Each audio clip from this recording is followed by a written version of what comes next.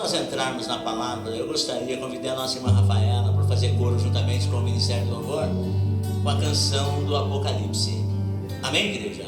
Amém. Quantos querem louvar a Deus com esse hino? Diga amém. Amém. Então, por gentileza, louvemos ao Senhor.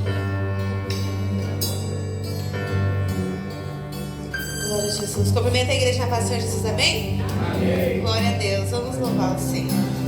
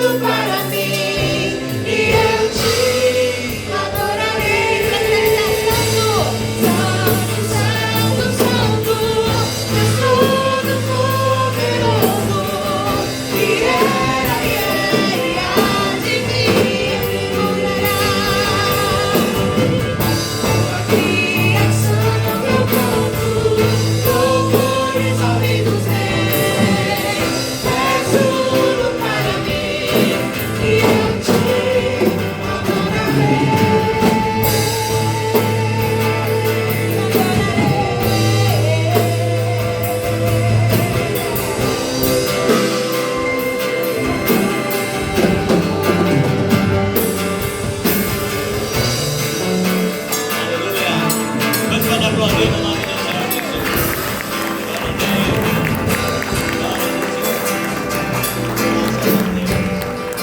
Glória a Deus. Maravilha, né? Os céus estão abertos sobre esse lugar. A presença de Deus é forte aqui nesse lugar. Nossa irmã Rafaela é o primeiro louvor depois de casada. Glória a Deus. Glória a Deus. Maravilha. Eu convido a igreja que abra a sua Bíblia juntamente com a minha no livro de 2 Samuel, capítulo de número 23. Quero citar aqui alguns versículos da palavra e depois estaremos entrando na ministração. E eu gostaria, por gentileza, se houver tempo, que nós encerrássemos com esse louvor. Amém? Nós encerrássemos com esse louvor, no Ministério do Louvor, nossa irmã Rafaela também cantando esse hino para nós encerrarmos, né? Em nome de Jesus. Quantos acharam 2 Samuel capítulo 23? Diga amém. Amém. Tem alguém procurando atrás de mim? Tem. Fica fácil aí, não precisa nem, não é? Bem assim, liso, né?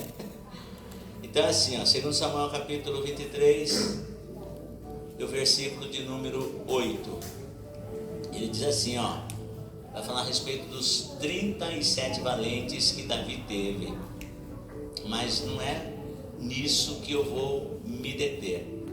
Diz assim: estes são os nomes dos valentes que Davi teve: Josebe, Basebete, filho de Taquimoni, o principal dos capitães. Este era Adino, o esnita, que se opusera a 800 e os feriu de uma vez. E depois dele, Eleazar, filho de Dodô, filho de Aoi, entre os 3 valentes que estavam com Davi, quando provocaram os filisteus que ali se ajuntaram à peleja, e quando de Israel os homens subiram. Este se levantou e feriu os filisteus até lhe cansar a mão e ficar a mão pegada à espada. E naquele dia, é isso que me chama a atenção, e naquele dia o Senhor operou um grande livramento, e o povo voltou atrás dele somente a tomar o despojo. E o versículo 11 diz: e depois dele Samar, filho de Agé, o Ararita, quando os filisteus se ajuntaram numa multidão, onde havia um pedaço de terra cheio de lentilhas, e o povo fugira de diante dos filisteus. Este, o versículo 12, pois se pôs no meio daquele pedaço de terra, e o defendeu, e feriu os filisteus, e o Senhor operou um grande livramento. Você pode repetir comigo? Quem opera livramento, Quem opera livramento, quem opera o milagre, é o Senhor Todo-Poderoso. Amém? Os irmãos podem se sentar em nome de Jesus. Se você puder desocupar as suas mãos, dá uma linda salva de palmas bem forte para o Senhor Jesus.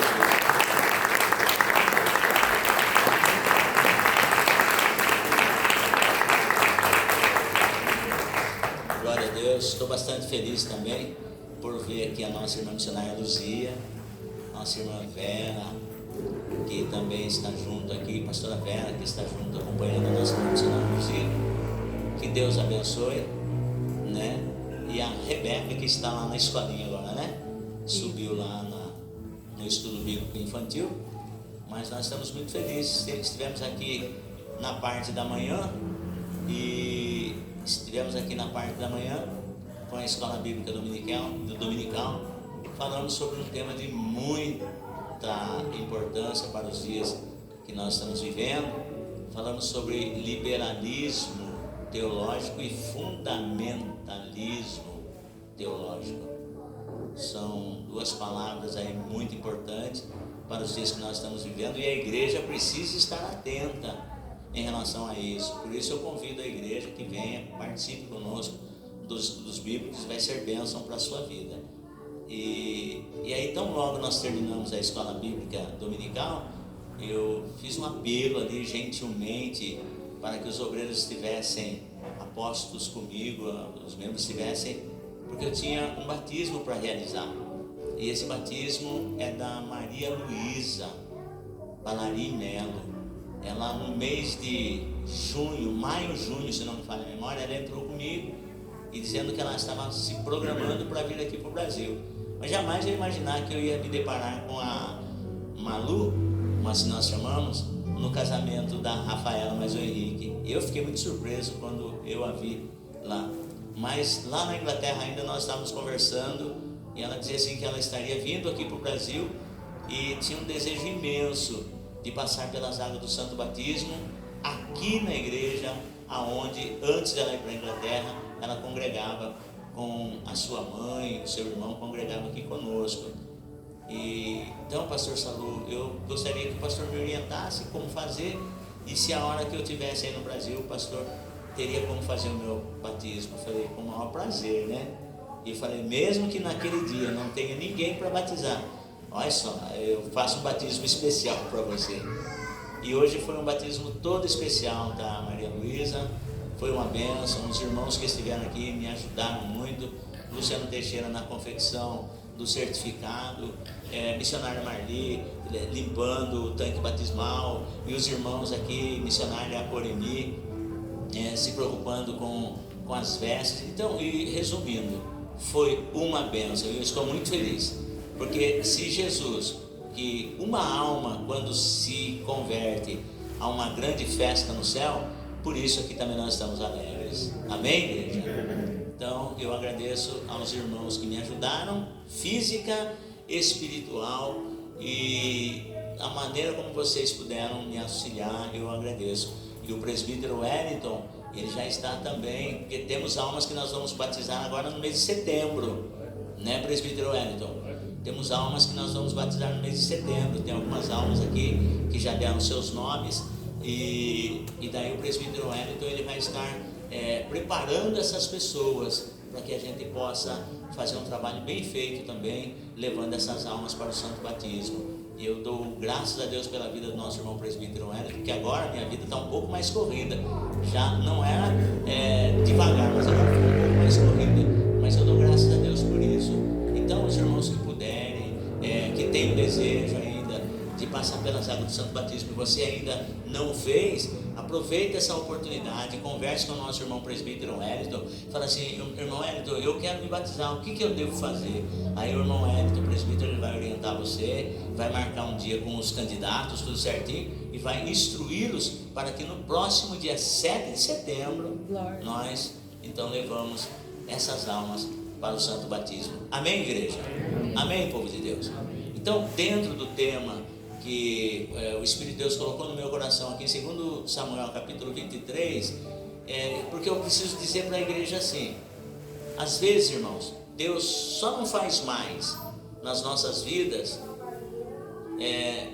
por falta de nossas atitudes. E quando nós estamos lendo, estudando a palavra de Deus, pastor, então não estou fazendo nada, não é isso. Não é isso que eu estou dizendo. O que eu estou dizendo é que a vida, ela é baseada em atitudes e de atitudes. E é importante quando nós servimos a Deus, nós prestarmos atenção a esses detalhes. Por quê? Porque diante das dificuldades é muito mais fácil nós retrocedermos. Diante das intempéries da vida é muito mais fácil nós recuarmos. E às vezes a gente até encontra pessoas que falam, não, você fez bem, você viu que a bocada não deu para você, você tinha que sair fora mesmo, você tinha que arredar mesmo, e não é assim, porque vida cristã é viver pela fé, e viver pela fé é viver sem esquemas, na total dependência do Pai, do Filho e do Espírito Santo. Porque quando nós temos a Trindade divina a nosso favor, nós sendo dependente dos três, como diz o cantor Tales, a minha vida é dos três. Então quando nós entregamos a nossa vida e dependemos do Senhor, irmãos, não há impossível para Deus.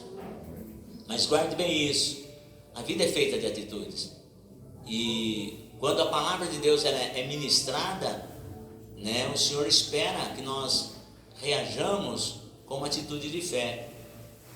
Uma certa ocasião, preste atenção na maneira como o Senhor espera uma atitude de nós.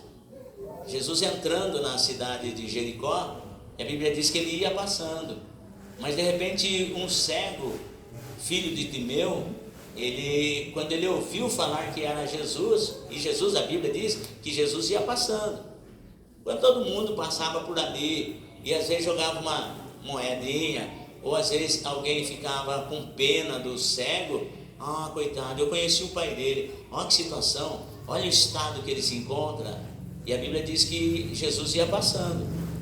Detalhe, você acha que Jesus não viu o cego ali? Claro que viu. E nós precisamos estar atentos, porque muitas das vezes nós falamos: Deus, eu preciso que o Senhor entre com a providência, eu preciso que o Senhor age, eu preciso que o Senhor faça. Mas o Senhor diz assim: qual atitude você está tomando em relação a isso, diante da minha palavra? E aí, a Bíblia diz que Jesus ia passando, porém, aquele cego, ele viu que estava ouviu, melhor dizendo, um grande alvoroço naquele local, e ele perguntou que barulho, que movimento era aquele, e alguém disse: Jesus, o Nazareno, está passando aqui. As pessoas disseram: Jesus de Nazaré, ou Jesus, o Nazareno, está passando aqui. Ele poderia simplesmente: tá bom, e continuar ali na dele. Uma grande multidão, hoje talvez a coleta vai ser boa, porque nunca se ouviu tamanho movimento aqui em Jericó.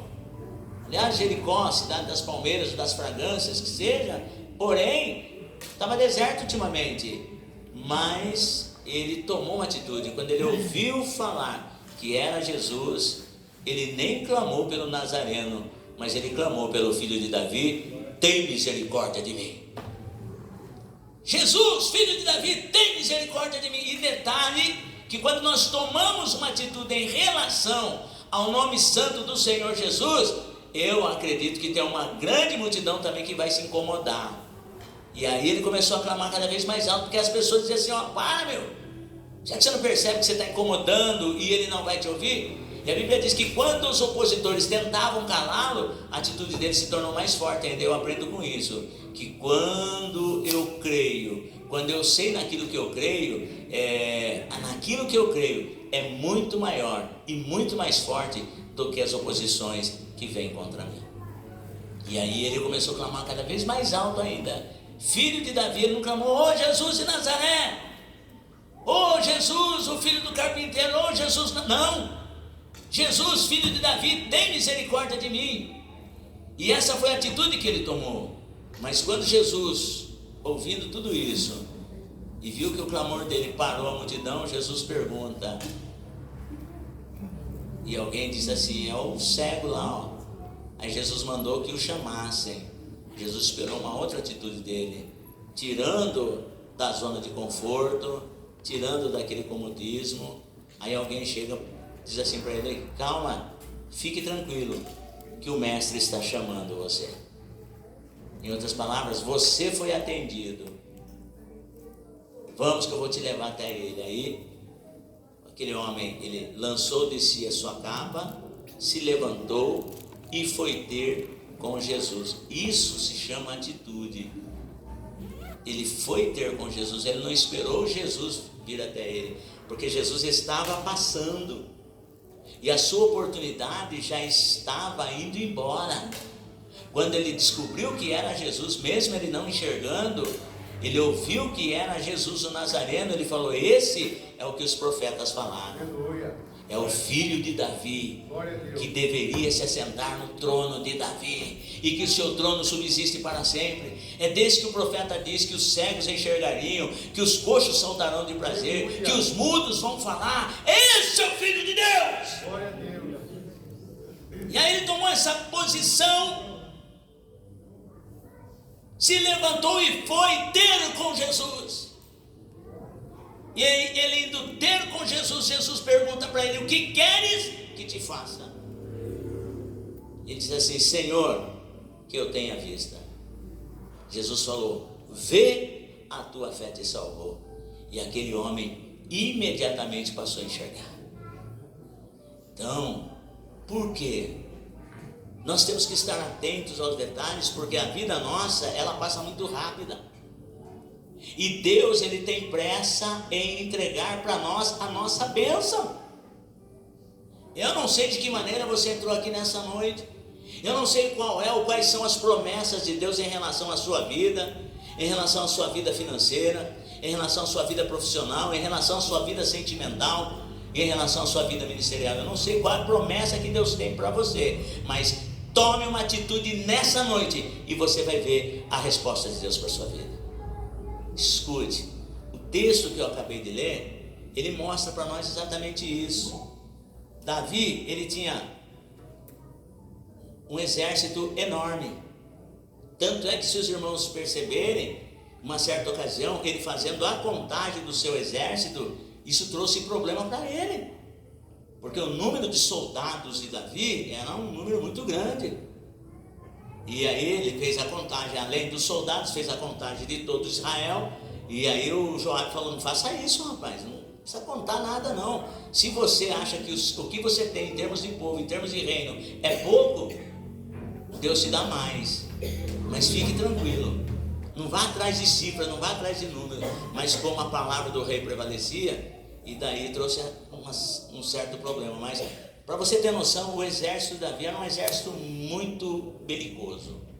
E eles eram homens experimentados na guerra, eram homens com rosto de leões, eram homens que, com Davi, eles iam pro tudo, eles não iam pro tudo ou nada não. Os homens que caminhavam com Davi, eles não iam pro tudo ou nada, eles iam pro tudo ou tudo. Não tinha meio termo, não tinha meio termo. Eles iam para cima e definiam a situação. Eles iam para cima porque eles sabiam que o Deus de Davi era o Jeová Sabaoth, o Deus dos exércitos.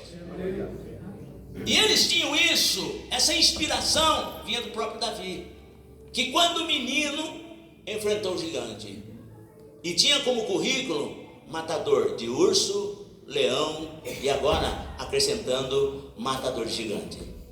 Deus, ele nos levanta com a presença, o poder do Espírito Santo, para que nós sejamos influenciadores, mas influenciadores na questão da fé, que o Deus que está na minha vida e o Deus que está na sua vida é o Deus que vence todas e qualquer batalha. Glória a Deus. Então é tempo nesses dias que nós estamos vivendo.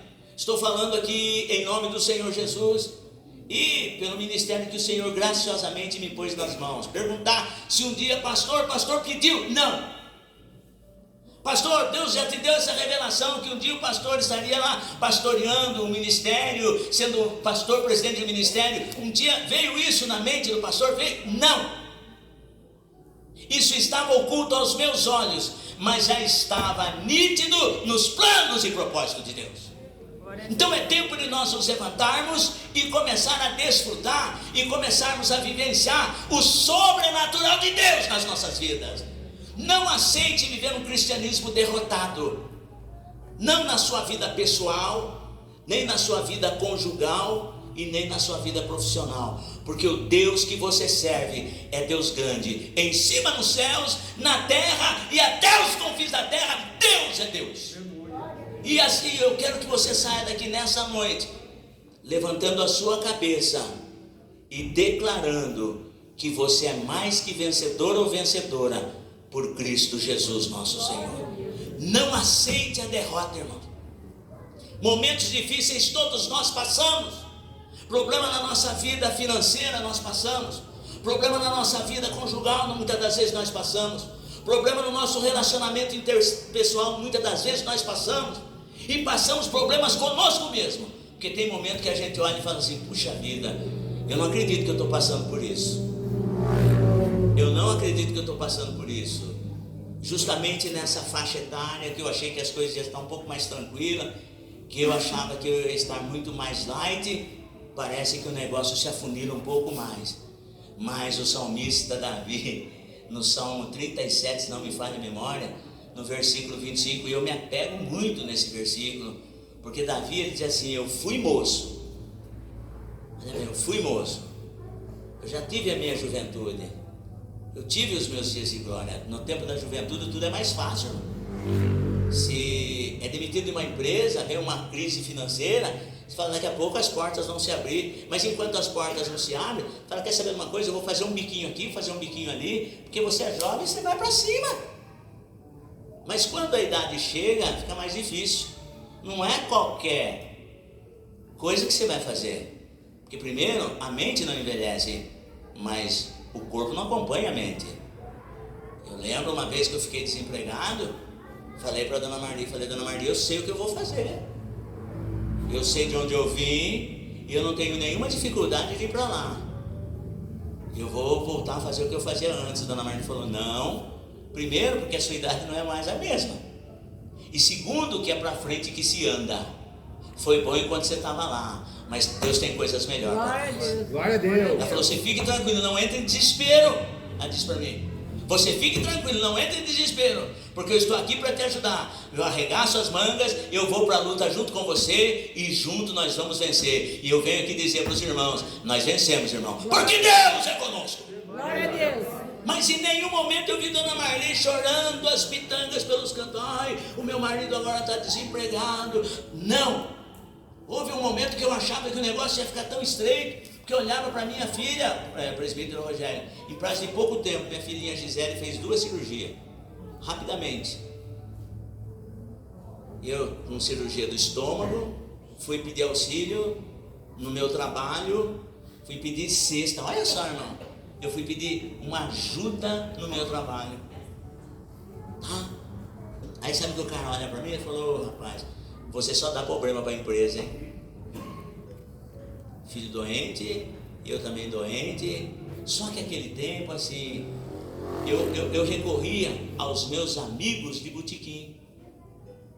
Então é óbvio, a minha concepção era essa, todo mundo tinha que ajudar o coitadinho.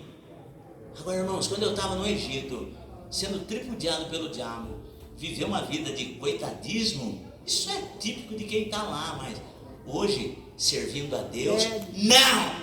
Aleluia. Eu não vou aceitar isso, porque o meu Deus é grande. Quando faltam os recursos da terra, Deus manda os recursos do céu. É nisso que eu creio, e isso Deus tem nos abençoado. Quem tem essa fé, aplauda o nome do Senhor Jesus. Vai dando glória aí, irmão, porque o seu Deus é grande. A justiça de Deus, ela vai operar ao teu favor. Aguenta aí, calma. O tempo passou. Aí um dia alguém vai falar, ó, Jesus pode mudar a sua vida. Eu falei, então bora lá. E as coisas não acontecem da noite para o dia. Mas eu entendi, pelos livros, eu estou falando como Daniel. Daniel disse assim, eu entendi pelos livros. Se tem uma coisa que o diabo gosta, irmão, é de crente ignorante, que não lê a Bíblia, que não estuda a palavra. Aí Deus vai, levanta o profeta Osés e diz assim, o meu povo pereceu, porque lhe faltou conhecimento. Glória a Deus. É isso. Aí o cidadão lá, um obreiro cheio da graça, cheio da unção, mas de pouco conhecimento, não conhecia a palavra. Aí ele vai expulsar o demônio de uma pessoa lá, o diabo fala na boca da pessoa, você não pode me expulsar, porque você é um derrotado. E o cara sai triste,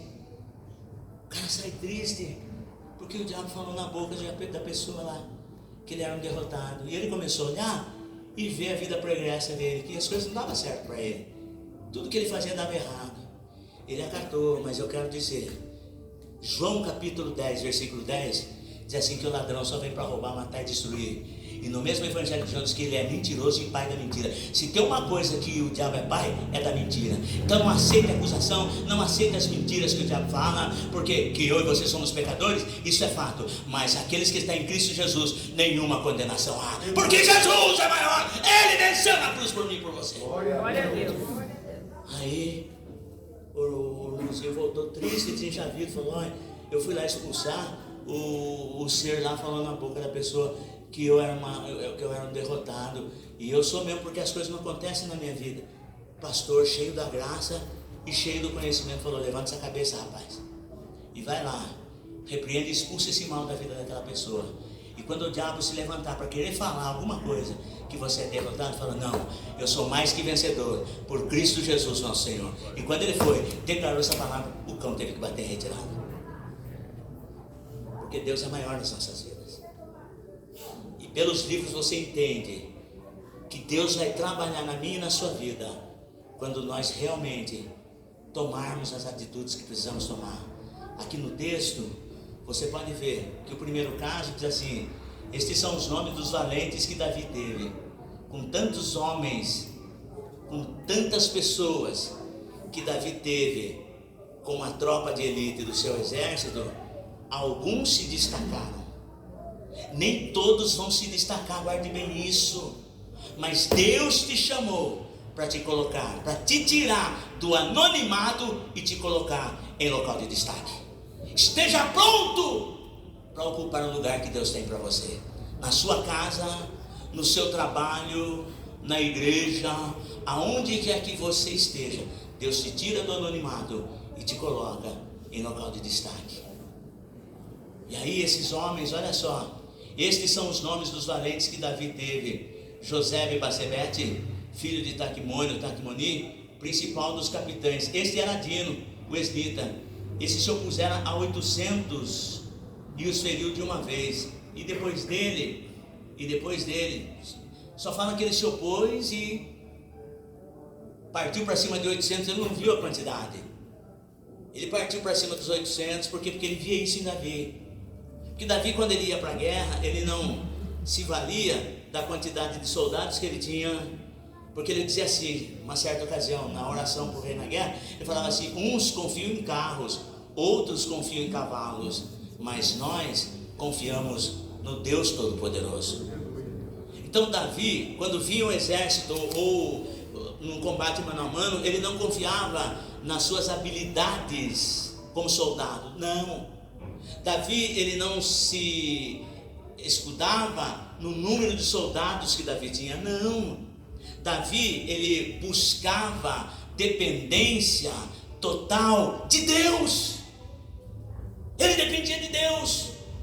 Certa ocasião, quando ele ia para a guerra, a primeira coisa que Davi fazia era buscar a presença do Senhor. Deus, eu devo ir nessa batalha? E o Senhor fala: pode ir para essa batalha, e você vai ganhar, porque eu vou dar os teus inimigos nas tuas mãos. E Davi ia para a batalha. Quando ele ia para a batalha, realmente, repita comigo: quando Deus fala, Ele cumpre. Davi ia para a batalha e vencia. Só que assim, irmãos, tem uma coisa que eu vejo assim: o homem na dependência de Deus, ele entende também que nem todas as batalhas são as mesmas armas, as mesmas técnicas, as mesmas estratégias. Davi, muitas das vezes, ele ia para a guerra contra os mesmos adversários, mas do mesmo jeito que ele dependia de Deus na primeira batalha, assim era na segunda. Ele poderia se armar e falar assim: pô, mas peraí, eu fui na primeira, eu me dei bem, dessa vez eu já sei qual é a vontade de Deus, eu não vou nem incomodar Deus, eu vou para cima e eu sei que eu vou ganhar. Mas não, a primeira batalha Davi foi campeão, venceu, mas tinha uma outra batalha com os mesmos adversários. Ele ia consultar Deus de novo, falava: Senhor, eu vou para essa guerra. O Senhor fala: pode ir. Mas só que dessa vez, Davi, você vai fazer diferente. Você lembra? Olha a intimidade, irmão. Vida com Deus, batalha espiritual é algo muito real, e nós precisamos estar atentos, que Deus é um Deus que Ele trabalha em cima das nossas atitudes. Mas você lembra da primeira vez que você foi e você agiu assim, eu dei a vitória? Sim. Dessa vez você vai fazer diferente. Dessa vez, quando você for para a batalha, você vai ouvir um ruído. E quando você ouvir esse ruído, você pode sair, porque eu já estou entregando o adversário nas suas mãos. E Davi fazia o que Deus mandava, e a vitória era garantida. Só que assim, irmãos, a nossa vida, escute, ela serve de motivação, de inspiração para outras pessoas. Se eu que estou aqui ministrando para você nessa noite, não viver o que eu estou pregando, ou pregar um cristianismo, ou um evangelho derrotado, que fé que vai nascer no seu coração? Mas eu venho aqui nessa noite dizer que muitas batalhas eu tenho enfrentado, mas de todas Deus tem me livrado. E você que entrou aqui hoje diz assim: Deus, talvez hoje seja a última vez que eu vou na tua casa, porque a afronta tem sido por demais grande na minha vida e eu não aguento mais. Mas eu venho aqui na autoridade do Espírito Santo para dizer para você: tome uma atitude, porque esse tempo dessa prova, dessa batalha, para você eu já coloco um ponto final, diz o Senhor. E aí, escute só, eles viam em Davi inspiração. Olha, Davi é homem de Deus, ele vai para cima e Deus dá vitória, e ele foi trazendo pessoas para si, e as pessoas foram vendo e se unindo a Davi e buscando a presença de Deus com Davi, porque vida cristã, irmão, deixa eu falar para você, não é mimimi, não é história para boi dormir, não, é realidade. Nós estamos aqui muitas das vezes pregando a palavra de Deus, falando de milagres, só Deus sabe como nós estamos. Mas eu venho aqui dizer para você, todas as vezes que eu tomei essa tribuna para pregar sobre milagre, esperando o milagre, a expectativa era grande, e hoje eu venho dizer para você que o milagre aconteceu. Então aguenta aí que Deus tem bênção. Escute, é importante você se aliar. Não, pera um pouquinho, eu vou estudar a palavra. Eu não quero ser um analfabeto gospel, não. Eu não quero ser um crente que não estude a palavra, não. Porque eu entendi que Deus trabalha em cima das minhas atitudes. Eu precisei entender isso. E aí você vai ver assim, ó. E depois dele, Eleazar, filho de Dodô, filho de Aui, entre os 3 valentes que estavam com Davi, quando provocaram, olha só. Eles provocaram, enquanto muitos corriam dos filisteus, esse Eleazar, filho de Dodô, ele foi provocar os filisteus aí tem umas pessoas que falam assim, viu, vai mexer com quem está quieto, hein? Você conhece? Os caras lá tem 3 metros de altura, rapaz. Você lembra do tal do Golias lá? É dessa gente aí, você vai mexer com quem está quieto?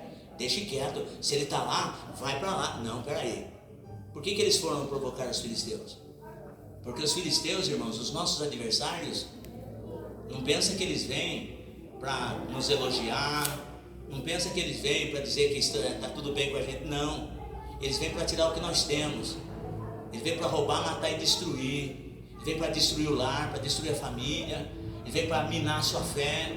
Eles vêm para arrebentar com você. Então, aonde chegou, quando os filisteus chegaram, esse Eleazar, ele foi para cima, ele viu que Davi foi, ele falou, vou junto. Foram lá provocar os filisteus, e olha só. E essa provocação vinha do Senhor. Nós precisamos ter esse discernimento. Essa batalha que nós estamos pelejando, ela não é nossa, é do Senhor. Porque nas bênçãos, nas vitórias que nós conquistamos, Deus é glorificado. E Deus precisa ser glorificado. E aí diz assim o texto, e depois dele, Eleazar, filho de Dodô, filho de Aui, entre os 3 valentes que estavam com Davi, quando provocaram os filisteus que ali se ajuntaram à peleja, e quando de Israel os homens subiram.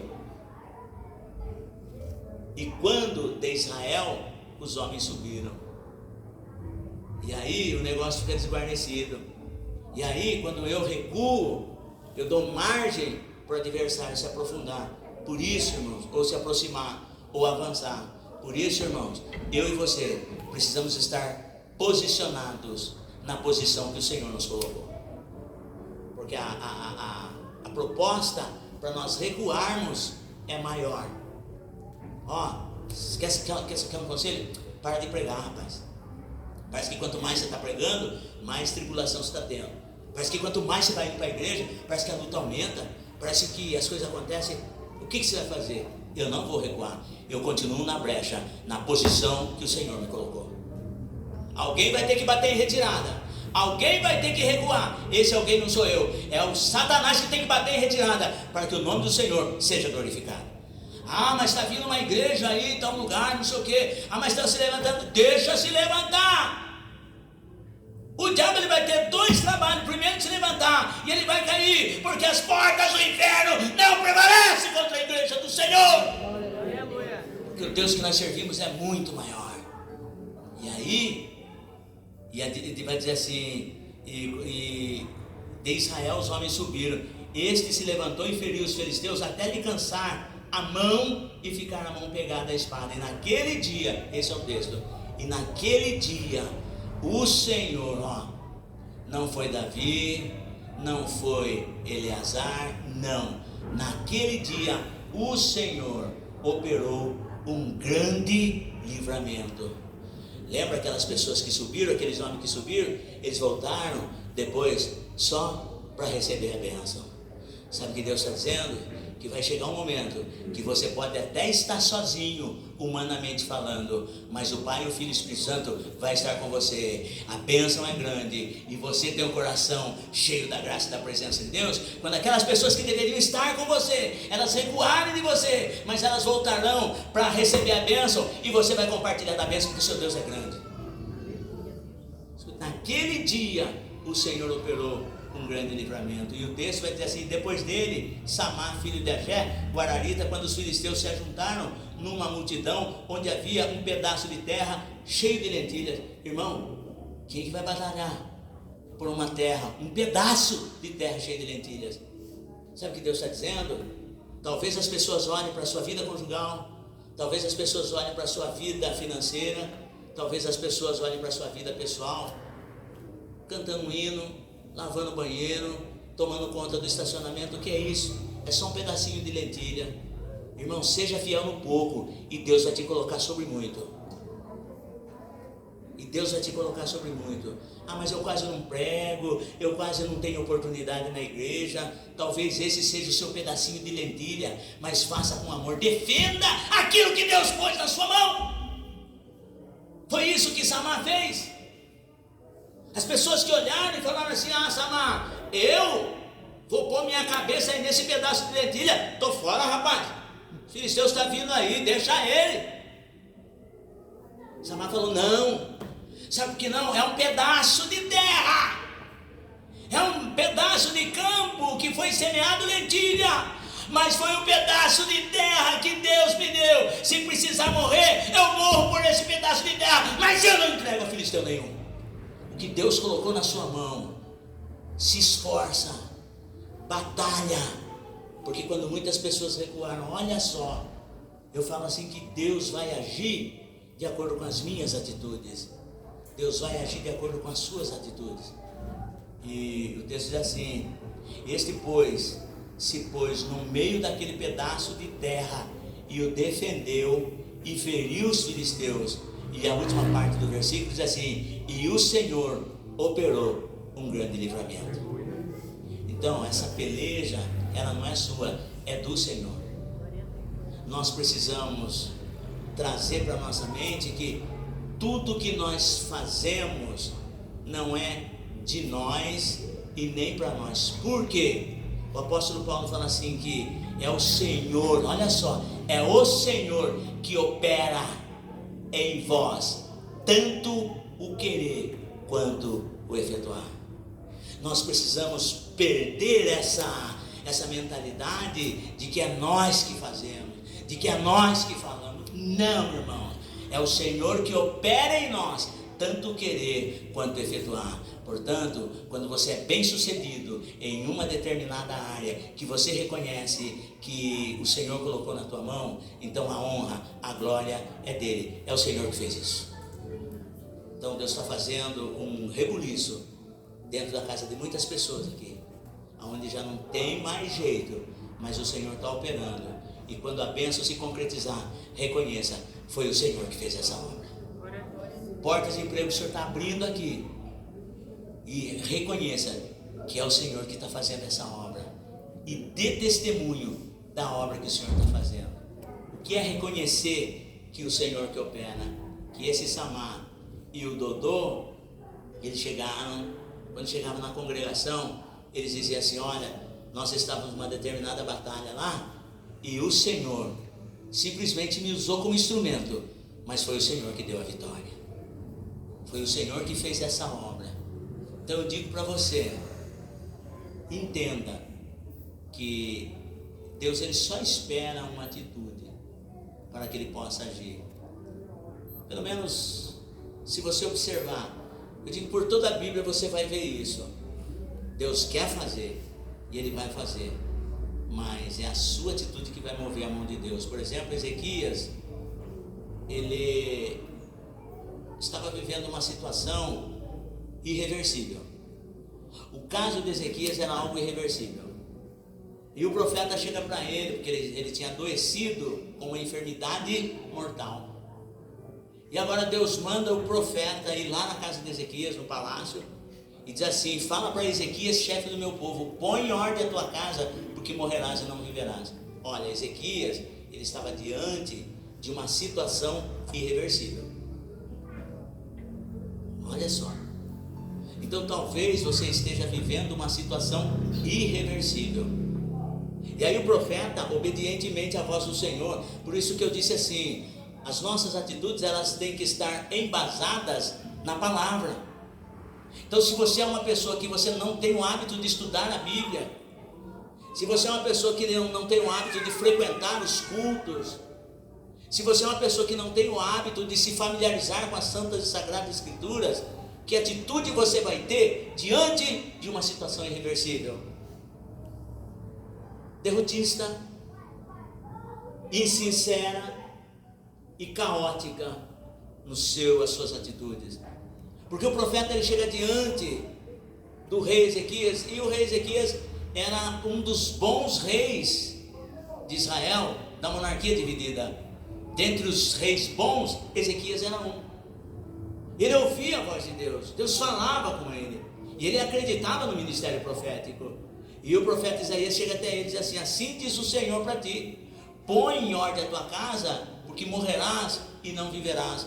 O profeta entregou essa mensagem e saiu de cena. Porque assim, irmãos, quando Deus ele nos usa, nós temos que fazer o que Deus manda. Depois nós temos que sair de cena para o Espírito Santo operar. Não podemos ficar ali. Entregou o que Deus manda, sai de cena e deixa o Espírito Santo trabalhar. Foi o que o profeta Isaías fez. Ele saiu de cena.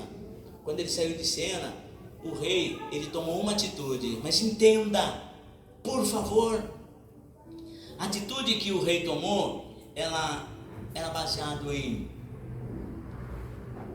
uma busca sincera. Uma busca sincera. O rei Ezequias, ele fez diante de Deus uma oração sincera. Porque, irmãos, é isso que nós precisamos, quebrantar o nosso coração. A Bíblia diz assim, que um coração quebrantado e contrito Deus não despreza. Não importa o que você esteja vivendo, não importa o que falaram a teu respeito, ou a respeito daquela situação que você está vivendo, mas se você chegar diante de Deus com a sinceridade do teu coração, Deus vai te ouvir. Tenha um coração sincero diante de Deus. Busque a Deus com sinceridade. E a atitude de Ezequias diante de uma situação irreversível foi essa. Ele foi sincero diante de Deus. Olha a oração de Ezequias. Não foi por muito falar. Ele não passou uma campanha de 40 dias. Não. Mas ele fez uma oração breve e uma oração sincera. Ele disse assim: ah, Senhor, lembra-te que perante de ti andei em verdade e com o coração perfeito, e fiz o que era reto aos teus olhos, mas isso virado para a parede. Eu não quero que ninguém interfira, eu não quero que nada interfira entre a minha busca sincera com Deus. E é isso que nós precisamos. Hoje nós vivemos na era da internet, da informática, da tecnologia. Irmãos, é um tempo maravilhoso para que nós possamos estar ocupados com as coisas dessa terra, mas é um péssimo momento para se estar a sós com Deus, porque muitas das vezes nós estamos ali virando o rosto para a parede, mas de repente nós queremos dar uma olhada no WhatsApp para ver a mensagem que aquela fulana mandou, que aquele ciclano mandou, ou porque tem o nosso filho que está fora, eu preciso deixar o celular perto de mim, porque assim que ele ligar, não pare com isso. A sua busca sincera é você e Deus. Chega um momento que você tem que se desligar das tecnologias. E você tem que esvaziar a sua mente dessas bênçãos da tecnologia. E você tem que buscar a Deus com sinceridade. E a oração de Ezequias foi uma oração sincera. E aí a Bíblia diz assim que a atitude de Ezequias envolve uma oração sincera e também envolve lágrimas sinceras. Porque o texto diz aqui em Isaías capítulo 38 que depois que Ezequias orou, ele chorou muitíssimo. Ele teve diante de Deus uma oração sincera e as suas lágrimas foram lágrimas de sinceridade. E a Bíblia vai dizer, escute só, irmãos, porque Ezequias, ele ia morrer mesmo, porque o próprio Deus falou, eu vou recolher você, porque pelo menos se partir agora está salvo. Com toda essa prova, com toda essa dificuldade, eu vou pôr um basta no seu sofrimento. Mas Ezequias, ele foi sincero diante de Deus, porque ele ainda precisava de uma bênção. Aquilo que o Senhor falava, que nunca ia faltar varão que se assentasse no trono de Davi, ele olhou para trás, ele não tinha descendência ainda, irmão. Olha só onde Ezequias foi. Agora ele não estava mais preocupado com ele, ele estava preocupado com o reino. Estava preocupado com as coisas de Deus. E as dificuldades e os problemas da nossa insinceridade, muitas das vezes, às vezes não é nem de propósito, às vezes a gente está tão preocupado com as nossas dores, com a nossa família, com os nossos, e nós esquecemos das coisas de Deus. E aonde Deus está sendo glorificado nessa sua situação? Então busque a Deus com sinceridade. Deus, eu preciso que o Senhor mude essa situação para que o teu nome seja glorificado. Ainda que a prova esteja grande, ainda que a bênção não venha, mas eu ainda continuo acreditando que a qualquer momento essa bênção vai chegar e eu vou glorificar o teu nome na tua casa. Glória a Deus. Mas enquanto isso você vai buscando. A terça-feira tem culto? Eu vou buscar.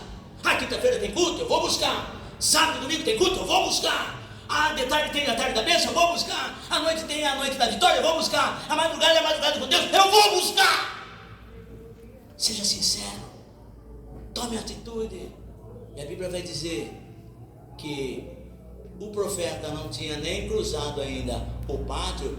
Deus olha e fala assim, a situação de Ezequias é irreversível, mas eu sou Deus que reverto situações irreversíveis.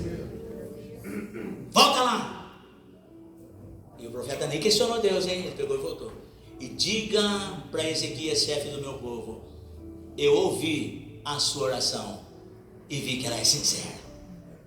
Eu vi as tuas lágrimas e vi que elas são lágrimas sinceras. Portanto, eu reverto essa situação. Te dou 3 dias e você vai no templo adorar, glorificar, bendizer o meu nome e dar testemunho de que eu sou Deus grande na sua vida. Então Ezequias precisou tomar uma atitude. Faltar meio tempo para eu falar sobre Pedro.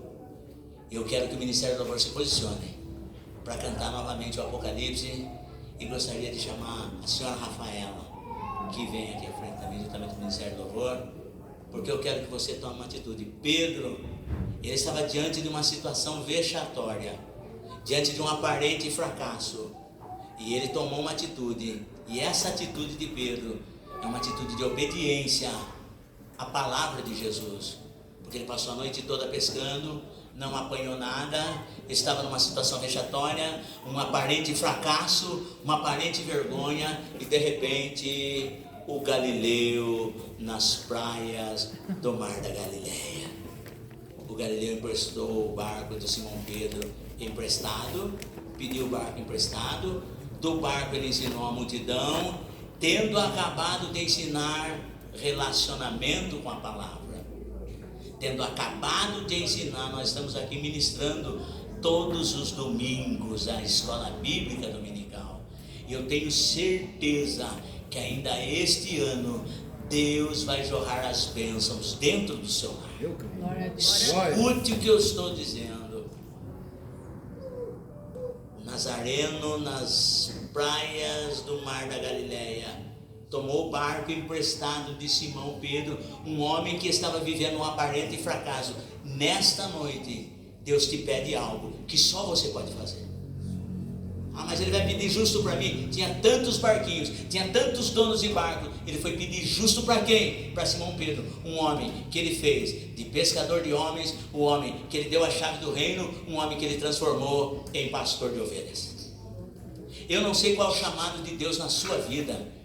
Ah, pastor, o senhor está falando isso, mas o senhor não conhece a minha vida, o senhor não conhece a minha situação, o fracasso que eu estou vivendo. Ei, eu sirvo um Deus, estou pregando sobre um Jesus que ele transforma fracassados em mais que vencedores. E esse alguém é você. Glória a Deus. Tomou o barco emprestado de Simão Pedro, depois de ter ensinado a multidão, disse a um aparente homem fracassado, pescador fracassado: vá e lança tua rede ao mar alto para pescar.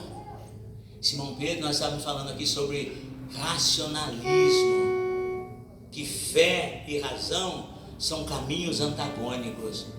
Ah, mas você acha que Deus vai fazer alguma coisa? Você acha que tem o que Deus fazer? Tem. E agora Simão Pedro falou assim: olha, Senhor, nós passamos a noite toda pescando e nada apanhamos. O detalhe, a lógica diz que esse horário que o Senhor está nos mandando é o pior horário para se pescar. Mas eu não estou aqui para dar vazão à minha intelectualidade humana, mas estou aqui para tomar uma atitude de obediência à tua palavra. Porque sobre a tua palavra eu irei e lançarei a rede. E Simão Pedro foi. Quando ele foi para a pesca, muitas pessoas que estavam vindo ele ir mar adentro, e as ondas revoltas, de repente vê Pedro sumindo, todo mundo tirando sarro. Imagine, você acha que isso é a hora de pesca? Mas o problema não é quando você vai para lançar a rede, tá? A bênção está quando você voltar com a rede cheia. Então é isso que Deus manda dizer para você: tome uma atitude, creia na palavra, mas haja a sua fé de acordo com a palavra, porque a bênção será grande na sua vida, como foi na vida de Simão Pedro, como foi na vida dos homens que estavam com Davi, como foi na vida de Ezequias. Eu encerro aqui dizendo que Ezequias, os homens de Davi, Simão Pedro, eles, eu acredito que eles já estão com Deus. Eles contaram, fizeram a história deles, nos seus fracassos, nas suas derrotas, mas quando tiveram um encontro com o Senhor Jesus, eles se declararam mais que vencedores, mais que vitoriosos. Agora, Deus começa a escrever a sua história. É a sua história que está sendo escrita agora. E Deus diz que você é mais que vencedor, é mais que vencedora, se tomar uma atitude de fé, em obediência à palavra, uma atitude de coragem, e a bênção é grande sobre a sua vida. Quantos creem, digam amém? Amém. Coloque-se de pé. Eu quero que em sinal de rendição, em sinal de fé, você cante esse hino. Eu quero que você cante esse hino, mas se entregue a Deus nesse louvor. E enquanto você estiver louvando, depois nós já vamos encerrar. Enquanto você estiver louvando, entregue diante de Deus todos os seus problemas, todas as suas ansiedades, todas as suas dificuldades. Entregue e veja a mão de Deus agindo sobre você e sobre a sua casa.